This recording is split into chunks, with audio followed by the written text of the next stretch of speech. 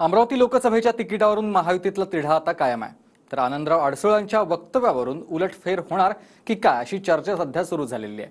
नवनीत राणांच्या जात प्रमाणपत्राचा निकालच यायचा आहे, त्यामुळे राणांना तिकीट कसं मिळणार असं अडसूळ म्हणाले। पाहूया त्यावरचा हा रिपोर्ट।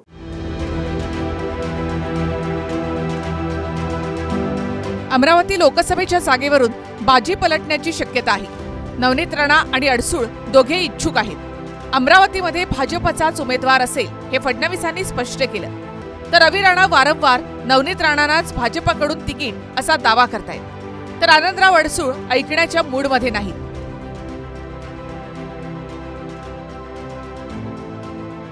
अडसूळ पितापुत्रांनी मुंबईमध्ये भाजपचे प्रदेशाध्यक्ष बावनकुळेंची भेट घेतली, तर रवी राणा मुख्यमंत्री एकनाथ शिंदे यांना भेटले। त्यातच नवनीत राणांच्या जात प्रमाणपत्राचं प्रकरण सुप्रीम कोर्टामध्ये असून सुनावणी पूर्ण झालेली आहे आणि निकाल राखून ठेवण्यात आलाय। जात प्रमाणपत्रावरून मुंबई हायकोर्टामध्ये नवनीत राणांना झटका बसलेला आहे आणि सुप्रीम कोर्टाचा निकाल अद्याप आलेला नाही। त्यामुळे नवनीत राणांना तिकीट मिळणार नाही असं अडसूळ म्हणतायत। त्यातच भाजपच्या कमळ चिन्हावर लढण्यासाठी आपण तयार असल्याचं अभिजित अडसूळ यांनी स्पष्ट केलं आहे। एका बाजूला हायकोर्टामध्ये ती पूर्णपणे जातीच्या दाखल्यावर हारलेली आहे, दुसऱ्या बाजूला ही केस सुप्रीम कोर्टामध्ये सुद्धा आर्ग्युमेंट झाले, फक्त ऑर्डर बाकी आहे।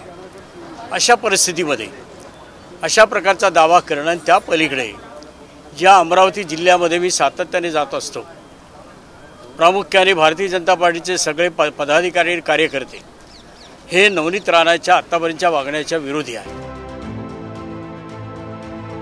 खासदार नवनीत राणा 2019 मध्ये आघाडीच्या पाठिंब्यावर अपक्ष निवडून आल्या, मात्र निवडून आल्यावर त्या भाजपच्या बाजूने वळल्या, त्यामुळे आम्हालाच तिकीट मिळेल असं रवी राणा यांनी म्हटलंय। नवनीत राणा या पूर्ण 5 वर्ष भाजपसोबत राहिल्या, ताकदीने भाजपची बाजू मांडली, भाजपच्या विचाराला पुढे नेण्याचं काम केलं।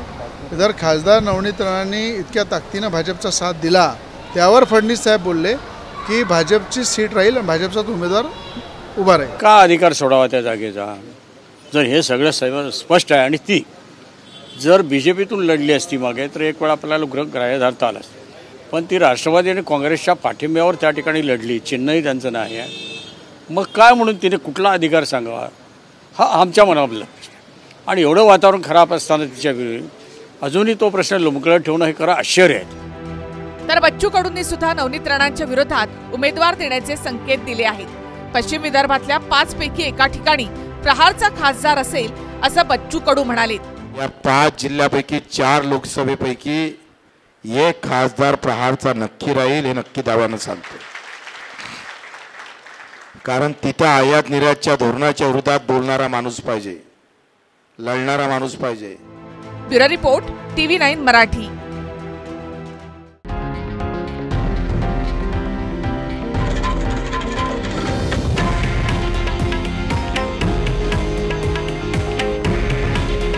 हे आहे देशातील नंबर 1 न्यूज नेटवर्क आणि आपण पाहत आहात TV9 मराठी।